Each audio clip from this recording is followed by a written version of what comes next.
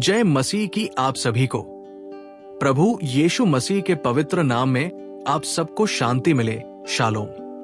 आज हम सीखेंगे कि परमेश्वर हमारे जीवन में आर्थिक परेशानियां क्यों आने देता है और जब हम आर्थिक परेशानियों गिरते हैं तो हमें क्या करना चाहिए और कैसे हम विश्वास में मजबूत खड़े रह सकते हैं। भजन संहिता 24 का एक कहता है, पृथ्वी और जो कुछ उसमें है वह यहोवा का है। परमेश्वर संप्रभु है। इस सृष्टि का हर भाग परमेश्वर का है। धरती, आकाश, समुद्र, धन, संपत्ति, सब कुछ उसी की मिल्कियत है। हमारे पास जो भी है वो परमेश्वर की ओर से है और जो चला जाता है वो भी उसी की अनुमति से जाता है। एक इतिहास 29 का 12 कहता है, धन और महिमा तेरे ही पास से आती है और तू ही सबका प्रभु है। परमेश्वर केवल रचयिता नहीं है, वो हमारे संसाधनों का नियंत्रक भी है। जब हम आर्थिक संकट में होते हैं तब भी ये याद रखना चाहिए कि परमेश्वर ने नियंत्रण नहीं खोया है। धर्मशास्त्र थियोलॉजी हमें ये सिखाती है कि परमेश्वर की संप्रभुता पूर्ण है। कुछ भी ऐसा नहीं जो उसके ज्ञान और इच्छा के बाहर घटित हो।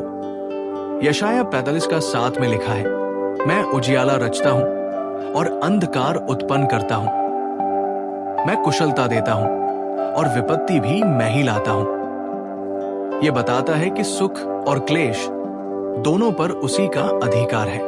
हमारी आर्थिक स्थिति चाहे वो समृद्धि हो या संघर्ष, परमेश्वर की योजना का हिस्सा है। वो कभी गलती नहीं करता। उसका हर कार्य, चाहे हमें कठिन लगे, हमारे भले और उसकी महिमा के लिए होता है। रोमियो 8 का 28 हमें दिलासा देता है, जो परमेश्वर से प्रेम रखते हैं उनके लिए सब बातें मिलकर भलाई ही को उत्पन्न करती हैं। पहला, आर्थिक संघर्ष हमारी परीक्षा है। व्यवस्था विवरण 8 का 3 कहता है, उसने तुझे दीन किया और भूखा होने दिया कि तुझे ये सिखाए कि मनुष्य केवल रोटी से नहीं जीवित रहता, परंतु जो वचन यहोवा के मुंह से निकलता है उसी से जीवित रहता है। ये पद इस्राएल की यात्रा का वर्णन करता है। परमेश्वर ने उन्हें जानबूझकर मन्ना पर निर्भर किया। वो उन्हें ये सिखाना चाहता था कि जीवन केवल भौतिक चीजों पर निर्भर नहीं है। सच्चा जीवन परमेश्वर के वचन से आता है। इसलिए परमेश्वर ने उन्हें भूखा रखा ताकि वे आत्मिक भोजन की तलाश करें। यही बात हमारे जीवन में भी होती है। जब हम आर्थिक संकट में पड़ते हैं तो परमेश्वर हमें बुला रहा होता है, मुझ पर निर्भर हो, मेरी ओर देखो। होजे 2 का 9 में परमेश्वर कहता है, इस कारण मैं उसका अन्न और दाख मधु छीन लूंगा। क्यों? ताकि उसका लोग फिर उसकी ओर मुड़े। धर्मशास्त्र थियोलॉजी ये सिखाती है कि परमेश्वर हमारे जीवन में कठिनाइयों का उपयोग करता है ताकि हमारा आत्मिक जीवन गहरा हो सके। हिब्रू 12 का 6 कहता है, जिससे वो प्रेम करता है उसको ताड़ना देता है। आर्थिक संघर्ष सिर्फ तकलीफ नहीं है, वो प्रेमपूर्ण अनुशासन है जो आत्मा को प्रशिक्षित करता है। जब हम अपनी जरूरतों में परमेश्वर की ओर देखते हैं तो हम सीखते हैं कि यीशु ही हमारी सच्ची रोटी है। यूहन्ना 6 का 35 में यीशु कहता है, मैं जीवन की रोटी हूं। जो मेरे पास आता है वो कभी भूखा न होगा। परमेश्वर चाहता है कि हम केवल रोटी से नहीं बल्कि उसके पुत्र से तृप्त हो। दूसरा, परमेश्वर हमें धन की मूर्ति से छुड़ाना चाहता है। मत्ती 6 का 24 में यीशु कहता है, कोई 2 स्वामियों की सेवा नहीं कर सकता। तुम परमेश्वर और धन दोनों की सेवा नहीं कर सकते। धन एक शक्तिशाली आकर्षण है। ये इंसान को प्रभुता का अनुभव देता है, परंतु जब हम धन को प्रभु बना लेते हैं तो हम परमेश्वर की सेवा नहीं कर पाते। बाइबल धन को बुरा नहीं कहती, लेकिन धन का प्रेम बुरा है। एक तीमुथियुस 6 का 10 कहता है, धन का लोभ सब प्रकार की बुराइयों की जड़ है। जब मनुष्य धन से प्रेम करता है तो वो विश्वास से भटक जाता है, वो आत्मा में घायल हो जाता है। इसलिए परमेश्वर कभी कभी हमें धन से वंचित करता है ताकि हम इस मूर्ति को पहचाने और तोड़ सके। मानव हृदय स्वभाव से मूर्ति पूजक है, जैसे यहेजकेल 14 का 3 कहता है। इन लोगों ने अपने मन में मूर्तें खड़ी की है। हम बाहर से भले ही मूर्तियों को न पूजें, पर अंदर से हम चीजों को परमेश्वर के ऊपर रख देते हैं। धन, आराम, स्थिति, ये सभी हमारी आत्मा की मूर्तियां बन जाती है। परमेश्वर चाहता है कि हम केवल उसी को पूजें। इसीलिए वो हमारे धन को छूता है। वो हमारी आत्मा को शुद्ध करना चाहता है। जैसे एक सुनार आग में सोना डालता है, वैसे ही परमेश्वर हमें कठिनाइयों से शुद्ध करता है। जकरिया 13:9 में लिखा है, मैं उन्हें आग में डालूंगा और शुद्ध करूंगा, जैसे चांदी को शुद्ध किया जाता है। परमेश्वर का लक्ष्य ये नहीं कि हम गरीब हो जाएं, बल्कि ये कि हमारा दिल पूरी तरह उसी का हो जाए। तीसरा, आर्थिक संघर्ष हमें नम्र बनाता है। याकूब 4:6 में लिखा है, परमेश्वर अभिमानियों का विरोध करता है, पर नम्रों पर अनुग्रह करता है। जब हमारे पास बहुत अधिक होता है, तो हम ये मान बैठते हैं कि हमने ये सब अपने बल से पाया है। हम अपने आप में भरोसा करने लगते हैं। हम धीरे धीरे परमेश्वर से दूर हो जाते हैं। व्यवस्था विवरण 8:17 से 18 हमें चेतावनी देता है, तू अपने मन में ये न कहना कि मेरे पराक्रम और मेरी शक्ति ने मुझे ये धन दिया है। परमेश्वर जानता है कि समृद्धि में इंसान जल्दी घमंडी हो जाता है, इसलिए वो कभी कभी हमें आर्थिक रूप से तोड़ता है, ताकि हम फिर से ये जान सकें कि हमारा सहारा वही है, न कि धन। भजन संहिता 119:71 में दाऊद कहता है, मुझ पर ये दुख आना भला ही हुआ, जिससे मैं तेरी विधियों को सीखूं। जब धन चला जाता है, तब हम फिर घुटनों पर आते हैं। हम फिर से प्रार्थना करना शुरू करते हैं। हम उस पर भरोसा करना सीखते हैं जो जीवित और सच्चा परमेश्वर है। नम्रता उद्धार और आत्मिक बढ़ोतरी की कुंजी है।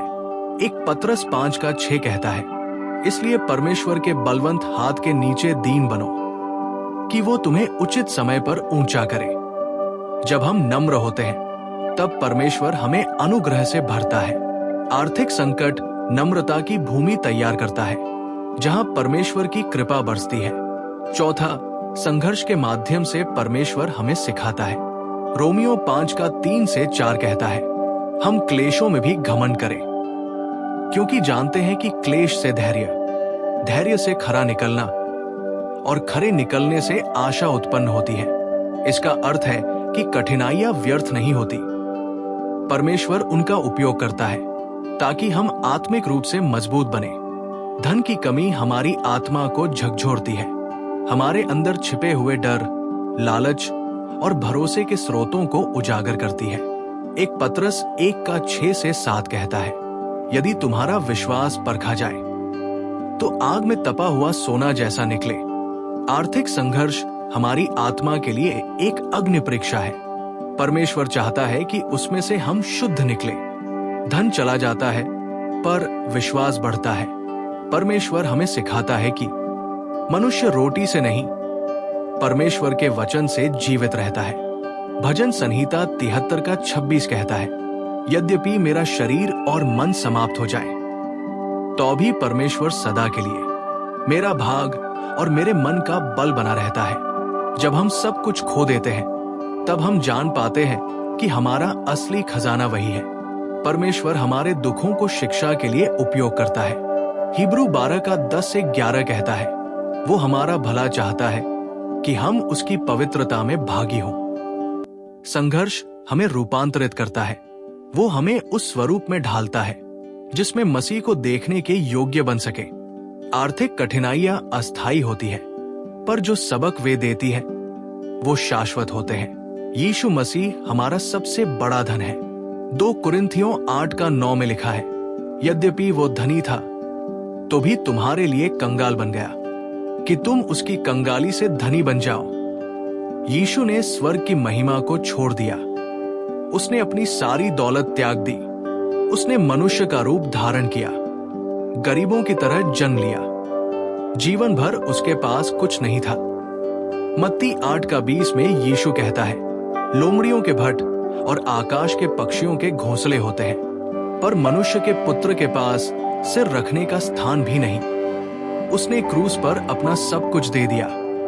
उसकी गरीबी हमारी आत्मिक दौलत बन गई। मसीह में हमें वो सब कुछ मिलता है। जो इस संसार कभी नहीं दे सकता। इफिसियों 1:3 कहता है, परमेश्वर ने हमें मसीह में स्वर्गीय स्थानों में हर प्रकार की आत्मिक आशीष दी है। ये धन असली है, ये स्थायी है, कोई इसे हमसे छीन नहीं सकता। जब हम यीशु में होते हैं तो हम वास्तव में कभी गरीब नहीं होते। भजन संहिता 73 का 25 से 26 में लिखा है, तेरे सिवा स्वर्ग में मुझे और कौन है, और पृथ्वी पर तेरे सिवा मेरा और कोई चाहने योग्य नहीं। यद्यपि मेरा शरीर और मन समाप्त हो जाए तो भी परमेश्वर सदा के लिए मेरा भाग और मेरे मन का बल बना रहता है।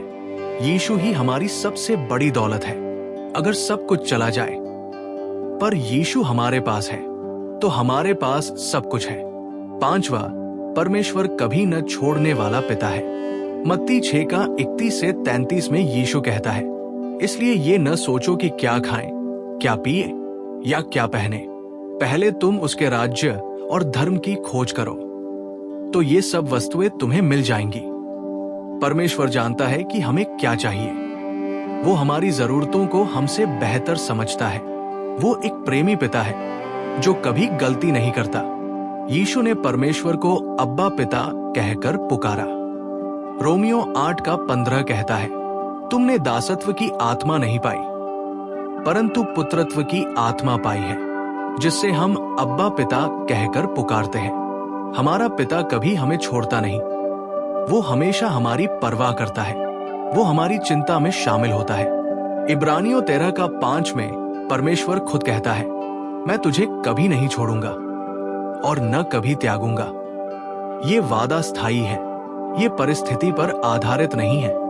भजन संहिता 37 का 25 में दाऊद कहता है, मैं जवान था और अब बूढ़ा हो गया, पर मैंने कभी धर्मी को त्यागा हुआ नहीं देखा और न उसके वंश को रोटी मांगते। वो सच्चा पिता है। हो सकता है देर हो, पर वो कभी चूकता नहीं कि परमेश्वर न केवल सृष्टि करता है बल्कि एक व्यक्तिगत करुणामय पिता भी है जो अपने बच्चों को अंत तक थामे रखता है। यूहन्ना 10 का 28 में यीशु कहता है, मैं उन्हें अनंत जीवन देता हूं और वे कभी नाश न होंगी और कोई उन्हें मेरे हाथ से छीन न सकेगा। जब तक हम उसके हाथ में हैं, हम सुरक्षित हैं हर संकट में। अगर आप आर्थिक संघर्ष से गुजर रहे हैं तो निराश न हो। परमेश्वर ने आपको नहीं छोड़ा है, वो अभी भी आपके साथ है। यशाया 23 का 2 में लिखा है, जब तू जल में होकर जाएगा मैं तेरे संग संग रहूंगा। जब तू नदियों में होकर चलेगा वे तुझे न बहाएंगी। जब तू आग में होकर चलेगा तब भी तू न जलेगा। परमेश्वर कठिनाइयों को भी हमारी भलाई के लिए उपयोग करता है। रोमियो 8 का 28 हमें आश्वासन देता है, जो लोग परमेश्वर से प्रेम रखते हैं उनके लिए सब बातें मिलकर भलाई ही को उत्पन्न करती हैं। कि हर परिस्थिति चाहे सुखद हो या दुखद, परमेश्वर की पूर्ण संप्रभुता में है। हमारा संघर्ष उसका भूल जाना नहीं है बल्कि उसकी योजना का एक भाग है। इब्रानियों 12 का 7 कहता है, यदि तुम ताड़ना सहते हो तो परमेश्वर तुम्हारे साथ पुत्रों की नाई व्यवहार करता है। आर्थिक संघर्ष एक ताड़ना हो सकता है, पर यह एक दंड नहीं है, ये प्रशिक्षण है। ये दिखाता है कि परमेश्वर हमें अपना पुत्र मानता है और वो हमें मसीह के स्वरूप में ढालना चाहता है। इसलिए आइए हम परमेश्वर की ओर लौटें, हम प्रार्थना करें, उस पर भरोसा करें।